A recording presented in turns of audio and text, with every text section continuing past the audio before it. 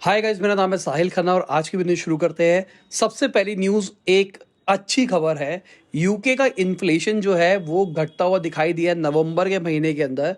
41 year का peak उन्होंने achieve किया था नवंबर के महीने के अंदर। 10.7% पे वो पहुंच गया है। और अगर मैं यूएस के कंज्यूमर इन्फ्लेशन की बात करके चलूं तो वो भी नवंबर के अंदर हमको घटता हुआ दिखाई दिया है। 7.1% ईयर ऑन ईयर अगर देखा जाए तो। अगर मैं इंडिया की बात करके चलूं तो इंडिया का होलसेल इन्फ्लेशन भी घटता हुआ दिखाई दिया है। 5.85% नवंबर के महीने के अंदर 21 महीने का लोएस्ट हुआ है। अब ये पूरी अच्छी खबर क्या है इसके अंदर अगर देखा जाए, इन्फ्लेशन घटा है, महंगाई दर घटता हुआ हमको दिखाई दिया है। मतलब जो महंगाई बढ़ती हुई दिखाई दे रही थी ग्लोबली कम होती हुई दिखाई दे रही है। ये एक अच्छी चीज है। इसका मतलब ये है कि हम शायद आगे जो रेपो रेट बढ़ रहे हैं वो ना सुने। हो सकता है कि अब रेपो रेट दोबारा आगे बढ़ते हुए ना दिखाई दे। ये एक अच्छी खबर है।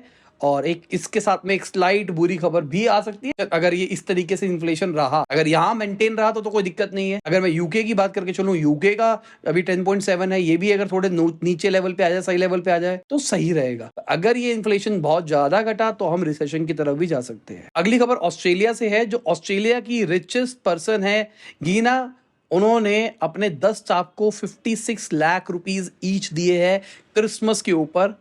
बेसिकली एक टोपी में लकी ड्रॉ निकाला गया, 10 लोगों का नाम निकाला गया, सबको 1 लाख ऑस्ट्रेलियन डॉलर दिए गए। कितनी मस्त चीज है ना अगर देखा जाए तो। और कहा जा रहा है भाई एक जो विनर हुआ है उसने अभी रिसेंटली 3 महीने पहले ही कंपनी को ज्वाइन किया था। अगली खबर पेटीएम की है। तो भाई पेटीएम 850 करोड़ के अपने शेयर्स को बायबैक कर रहा है। 810 रुपए पर शेयर के ऊपर करने वाला है। अब मैं इसके ऊपर मैं कुछ बोलना नहीं चाहूंगा, पर अगर देखा जाए ना यार, ये चीज रेगुलेशन के अलग आनी चाहिए। देखो सिंपल सी बात, जब आप आईपीओ निकालते हो तो आप आईपीओ क्यों निकालते हो, लॉजिकली क्यों निकालते हो? ये देखो, ये तो छोड़ दो कि बंदा फाउंडर एग्जिट मार रहा है। आईपीओ निकालने का असली लॉजिक होता है कि आपको कंपनी को ग्रो करने के लिए फंड्स की जरूरत है, इसलिए आप मार्केट से फंड्स उठाते हो और आप पूरा प्रोजेक्शन दिखाते हो, भाई हमारे को इतने पैसों की जरूरत है, इन पैसों का हम ये करेंगे। जैसे इन्वेस्टर से पैसे लिए जाते हैं वैसे ही आईपीओ भी में रिटेल इन्वेस्टर ही तो है।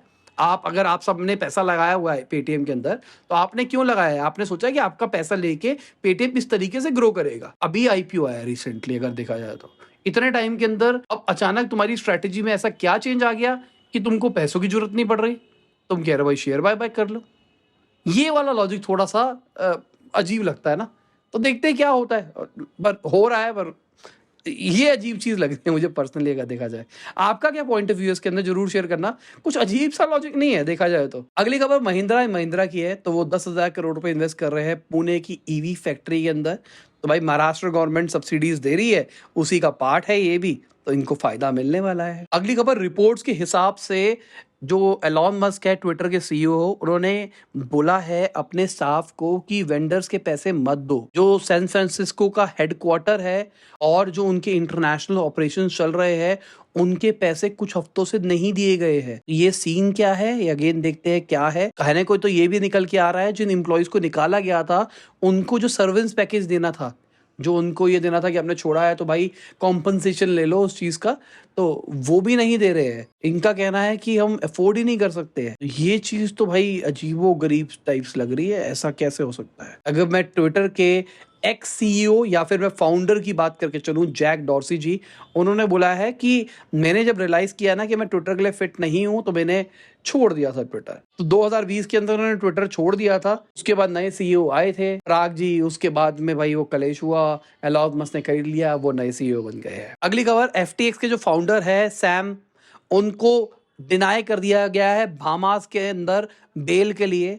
उनके ऊपर जो केसेस चल रहे हैं, अगर वो सारे के सारे केसेस के अंदर गिल्टी प्लीड होते हैं तो भाई 115 साल की उनको जेल हो सकती है। पूरी जिंदगी उनको जेल में ही काटनी पड़ेगी। अब देखते हैं क्या होता है क्या नहीं होता, क्योंकि उनके ऊपर एलिगेशन लगाए गए हैं वायर फ्रॉड, मनी लॉन्ड्रिंग जैसे केसेस के ऊपर। अगर मैं एफटीएक्स के नए सीईओ की बात करके चलूं तो उनका कहना है ये जो कोलैप्स हुआ है एफटीएक्स का, इसका जो सबसे बड़ा रीजन है वो है पुअर मैनेजमेंट और इनएक्सपीरियंस लीडर्स, मतलब ढंग से काम किया नहीं गया, इसलिए बेचारी कंपनी खत्म हो गई। अगली खबर बाइनेंस की है, ये डरने वाली बात है। यूएसडीसी के जो स्टेबल कॉइन्स है, उन्होंने अभी के लिए उसके विड्रॉल को टेम्परेरी पॉज कर दिया है। उन्होंने कहा बहुत ज्यादा विड्रॉल हो रहा था, इसलिए हमने इसको पॉज किया है। अगर मैं बाइनेंस की सीईओ की बात करके चलता हूं ना, तो उनके ऊपर भी मनी लॉन्ड्रिंग के चार्जेस लग सकते हैं यूएस के अंदर, ऐसा रिपोर्ट्स बता रही है। इसके ऊपर अगर हम सीईओ जी की बात करते हैं, तो उनका कहना है कि भाई ये सारा प्रोपेगेंडा बनाया जा रहा है लोगों को डराने के लिए, ताकि लोग क्रिप्टो से दूर चल जाए। ये पहली बार ऐसा नहीं हुआ हमारे साथ, हमेशा ऐसा होता हुआ आया है डे वन से। आज 5 साल से ज्यादा हो गया है हमको, हमारे साथ यही सीन चीज चली है, पर हम इतनी आगे पहुंच गए हैं, ऐसे ही हम आगे बढ़ते रहेंगे। तो मुझे पर्सनली क्रिप्टो का सीन थोड़ा समझ में नहीं आता है। आगे एक न्यूज़ है, थोड़ा लेट डाली है मैंने जान करके, ताकि सस्पेंस बना रहे।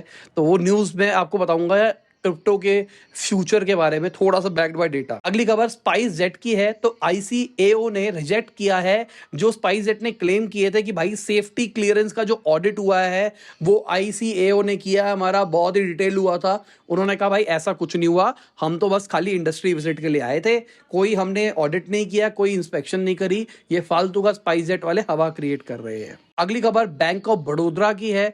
तो वो अपने शेयर्स को बेचने का प्लान कर रहे हैं नैनीताल बैंक के अंदर। मेजॉरिटी ऑफ स्टेक्स वो ऑन करते हैं अभी के टाइम पे 98.57%, तो वो बेच के निकलना चाहते हैं। अगली खबर सिस्को की है। तो भाई सिस्को ने भी फायरिंग शुरू कर दी है, कहा जा रहा है 4000 से ज्यादा लोगों को निकाला जाएगा। अगली खबर चाइना से है। तो चाइना ने अपनी की इकोनॉमिक मीटिंग को डिले कर दिया है, क्योंकि कोविड-19 के केसेस वहां पे बढ़ते हुए दिखाई दे रहे थे।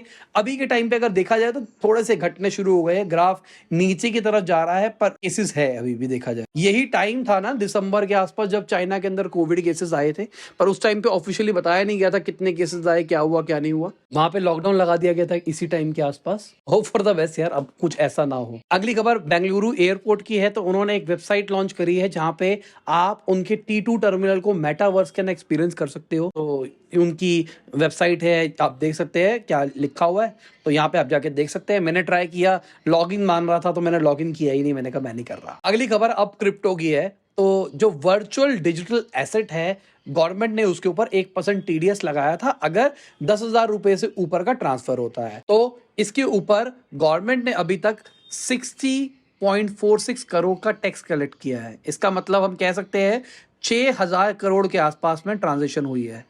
तो क्या 6,000 करोड़ क्रिप्टो मार्केट के लिए इंडिया के अंदर बहुत बड़ा नंबर है या फिर नहीं है? मुझे पर्सनली नहीं लगता उतना बड़ा नंबर कि भाई ये एक बहुत बड़ी इकोनॉमी बन जाएगी, क्योंकि बहुत सारे ट्रेडर्स है इसके अंदर भी ना। अगली खबर वेदांता की है। तो भाई वेदांता ने 30 जापानीज कंपनीज के साथ में एग्रीमेंट साइन किया है सेमी कंडक्टर मैन्युफैक्चरिंग का। तो वो सेमी कंडक्टर मैन्युफैक्चर करते हुए दिखाई देंगे। अगली खबर बहुत बड़ी खबर है मेरे हिसाब से।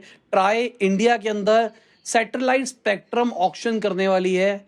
पहली कंट्री होने वाली है इंडिया जो ये करने वाली है। मतलब अभी तक हम फोन के स्पेक्ट्रम की बात सुनते थे ना, 2G spectrum, 3G spectrum, 4G 5G आ गया है, ये सारे के सारे जो स्पेक्ट्रम बिकते हैं, अभी जो सैटेलाइट का स्पेक्ट्रम है उसके बेचने की बात हो रही है। और ये एक तरह से देखा जाए नई इंडस्ट्री है, जिसके अंदर एलॉन मस्क है और जेफ बेजोस है, यही दोनों की कंपनियां ही काम कर रही है बड़े लेवल के ऊपर। अब देखने वाली बात है, अगर ये स्पेक्ट्रम नीलाम होता है और मुकेश अंबानी जैसे लोग इसके अंदर एंटर करते हैं, तो क्या हम मुकेश अंबानी जैसे लोगों को भी देख सकते हैं इस इंडस्ट्री में घुसते हुए?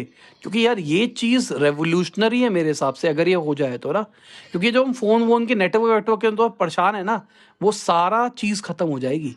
आप कहीं पे भी हो, पहाड़ों पे हो, कहीं पे टावर लगाने की जरूरत नहीं, घूमो फिरो वहीं से बात करो।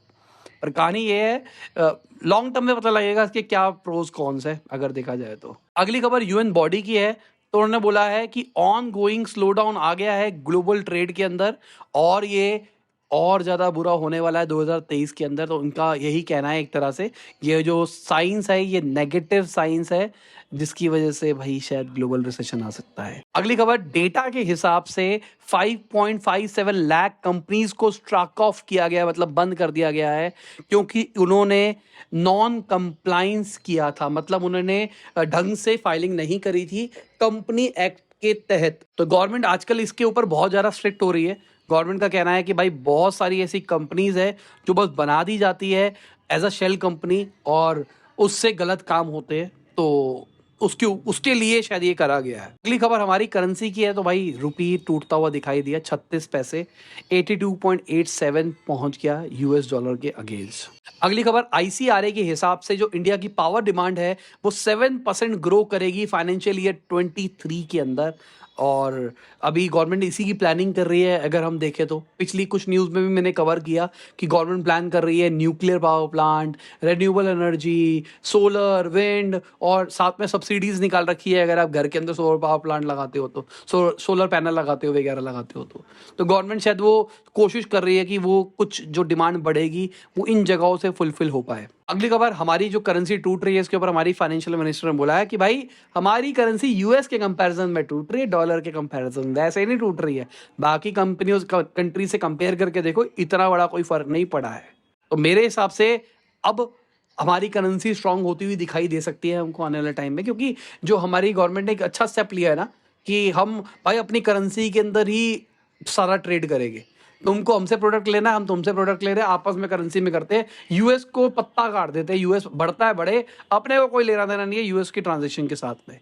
तो अभी जो वॉस्टो अकाउंट बनाए गए थे अगले हफ्ते से शुरू हो जाएंगे, तो इंडिया ट्रेड कर पाएगा रुपी के अंदर रशिया के साथ में। बढ़िया चीज है अगर देखा जाए तो। अगली खबर स्पेस एक्स की है। तो भाई स्पेस एक्स पैसे रेस करने वाला है और कहा जा रहा है $77 शेयर रेट रखा जाएगा।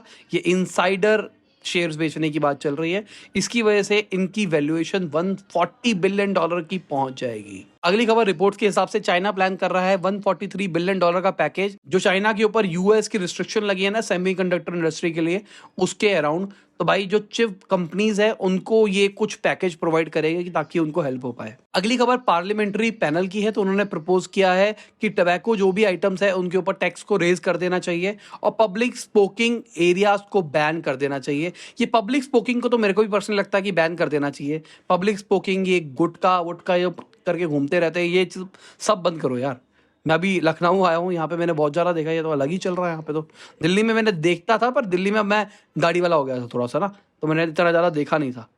पर यहाँ तो मैंने अंत ही देख रहा हूँ, क्योंकि मैं यहाँ थोड़ा अभी वो रिक्शे ऑटो में भी ट्रैवल किया, तो देख रहा हूँ मैं कहा भाई तो अंत ही मचा रखा है यहाँ पे। अगली खबर हमारी फाइनेंशियल मिनिस्टर की है। तो उन्होंने बोला है कि बैंक्स ने बैड लोन 10 लाख करोड़ से ज़्यादा के राइट ऑफ किए हैं पिछले 5 साल के अंदर।